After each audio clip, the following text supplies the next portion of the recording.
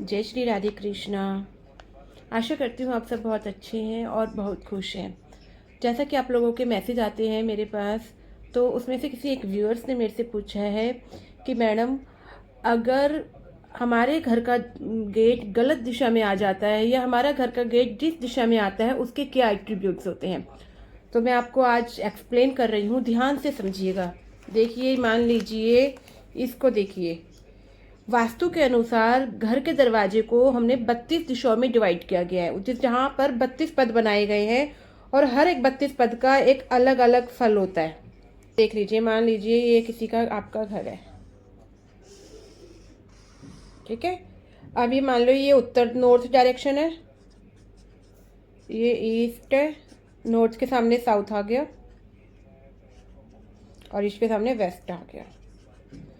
अब इसको जब ये इस तरीके से जब हम किसी भी प्लॉट के दो सेंटर में ला देते हैं तो ये हमारा ब्रह्म स्थान आ जाता है, ठीक है।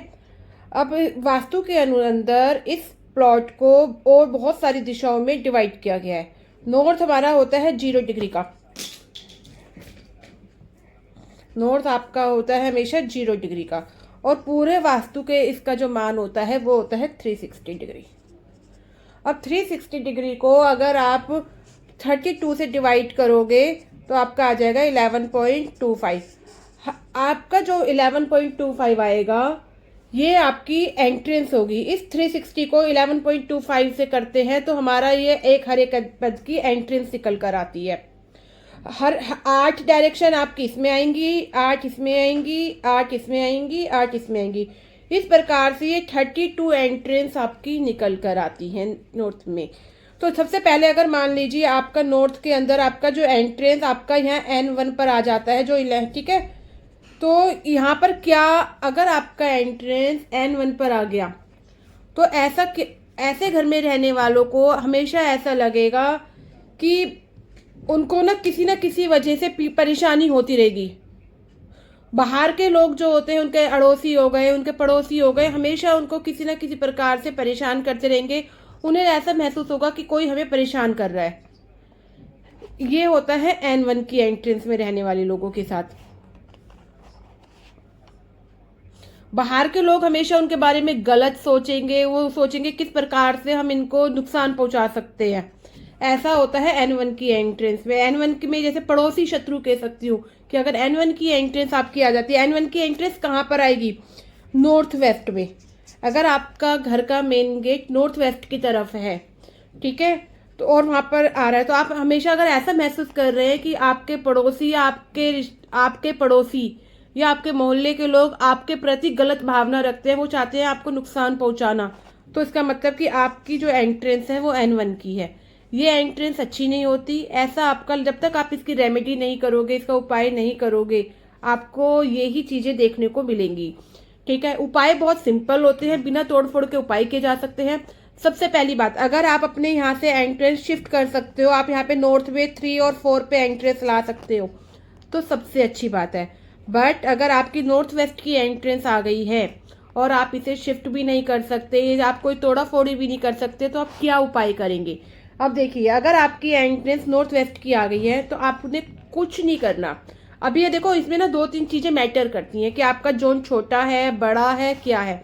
बट अगर आपका नॉर्थ वेस्ट का एंट्रेंस आ रहा है, आपका N1 का एंट्रेंस आ रहा है, आपको क्या करना है? आपको सिर्फ आयरन की स्ट्रिप लेनी है यहाँ पे, ठीक है।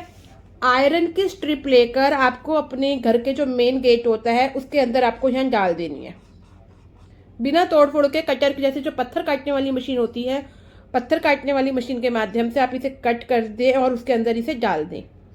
ये स्ट्रिप क्या करेगी? ये एक मतलब कि एक सर्जरी कह दो कि वास्तु के अंदर इसे सर्जरी भी कहा जाता है कि हमने इसकी सर्जरी करी है। ये आपके जो भी नेगेटिव इफेक्ट होंगे इस एंट्रेंस के, ये उस एंट्रेंस के नेगेटिव इफेक्ट को दूर कर देगी।